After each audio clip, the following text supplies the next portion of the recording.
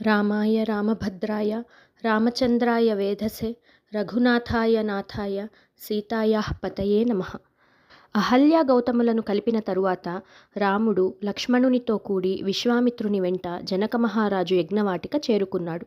ఆ యజ్ఞానికి అనేక మంది వేద పండితులు, వేల కొద్దీ బ్రాహ్మణులు వచ్చి ఉన్నారు. వారు నివసించడానికి నీటి సౌకర్యం కల ఒక నిర్జన ప్రదేశాన్ని విశ్వామిత్రుడు ఎంచుకున్నాడు. విశ్వామిత్రుడు అక్కడికి వచ్చిన వార్తను విని జనక మహారాజు తన పురోహితుడైన శతానందుని వెంట పెట్టుకొని అక్కడికి వచ్చి ఆ మహర్షికి అర్ఘ్యపాద్యాలు సమర్పించి అతిథి సత్కారం చేశాడు. విశ్వామిత్రుడు జనక మహారాజును కుశల ప్రశ్నలు అడిగి యజ్ఞం జరుగుతున్న విధానాన్ని గురించి అడిగి తెలుసుకున్నాడు. తరువాత వారందరూ తమ తమ ఆసనాలలో కూర్చున్నారు. జనక మహారాజు విశ్వామిత్రునితో ఇలా అన్నాడు: ఓ మహర్షి, మీ రాకతో నా యజ్ఞం మహత్వాన్ని దక్కించుకుంది. యజ్ఞం నిర్వహిస్తున్న ఋత్విజులు ఇంకా 12 రోజుల్లో యజ్ఞం ముగుస్తుందని చెప్పారు.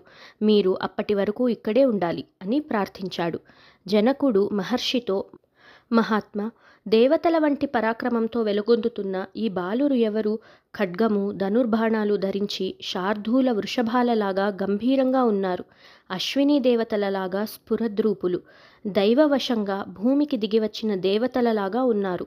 ఉత్తమమైన ఆయుధాలు ధరించి మీ వెంట వస్తున్న వీరు ఎవరి కుమారులు? వీరి గురించి తెలియజేయండి అని అన్నాడు. జనకుని మాటలు విన్న విశ్వామిత్రుడు రాజుతో, ఈ మహావీరులు దశరథుని కుమారులు. సిద్ధాశ్రమంలో రాక్షసులను సంహరించి యజ్ఞరక్షణ చేసి అహల్య శాప విమోచనం చేసి గౌతమ మహర్షి చేత పూజలందుకొని శక్తి సంపన్నమైన శివధనస్సును గురించి తెలుసుకోవడానికి ఇక్కడికి వచ్చారు అని అన్నాడు. గౌతమ మహర్షి పెద్ద కుమారుడు తపస్సంపన్నుడైన శతానంద మహర్షి విశ్వామిత్రుని మాటలు విని పరమానందాన్ని పొందాడు. ఇన్ని సంవత్సరాలుగా తన తల్లి శాపాన్ని అనుభవిస్తూ ఉన్నది. తేజోమూర్తి అయిన విశ్వామిత్రుడు రాముని ఆ ఆశ్రమానికి తీసుకురావడం వల్ల తన తల్లికి శాప విమోచనం కలిగి తన తల్లిదండ్రులు ఒకటైనందుకు ఆయన ఆనందానికి అవధులు లేవు. తేజస్వి అయిన శతానందుడు రామునితో ఇలా అన్నాడు: నరశ్రేష్ఠ, రాఘవ, నీకు స్వాగతం.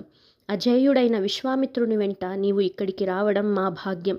విశ్వామిత్రుడు తన తపస్సు చేత బ్రహ్మర్షి అయ్యాడు. ఆయన వృత్తాంతాన్ని నీకు వివరిస్తాను. కుశుని కుమారుడు కుశనాభుడు, అతని కుమారుడు సుప్రసిద్ధుడైన గాది, ఆయన కుమారుడు విశ్వామిత్రుడు. మహాబలశాలి అయిన విశ్వామిత్రుడు కొన్ని వేల సంవత్సరాలు తన రాజ్యాన్ని పాలించాడు. ఒక అక్షోహిణి సైన్యాన్ని వెంట పెట్టుకుని అతడు భూమండలాన్నంతా చుట్టి వచ్చాడు. నగరాలు, పర్వతాలు, ఆశ్రమాలు దాటుకుంటూ వశిష్ఠ మహర్షి ఆశ్రమానికి వచ్చాడు. అనేక రకాల పక్షులు, మృగాలు, చెట్లతో ఆ ఆశ్రమం మనోహరంగా ఉంది. బ్రహ్మర్షులు, దేవర్షులు అక్కడ తమ సాధన చేసుకుంటున్నారు. దేవ దానవ చారణ సిద్ధులతో ఆ ఆశ్రమం విలసిల్లుతోంది. అక్కడున్న మహర్షులలో కొందరు నీటిని మాత్రం స్వీకరించేవారు, కొందరు వాయుభక్షణ చేస్తూ జీవించేవారు, కొందరు పండి రాలిన ఆకులను మాత్రం స్వీకరించేవారు. మనోనిగ్రహంతో రాగద్వేషాలు లేకుండా జితేంద్రులుగా జీవించారు. ఆ వశిష్ఠ ఆశ్రమం ఇంకో బ్రహ్మలోకంలాగా ఉంది. వశిష్ఠుని ఆ ఆశ్రమాన్ని విశ్వామిత్రుడు చూశాడు. వశిష్ఠ మహర్షికి నమస్కరించాడు.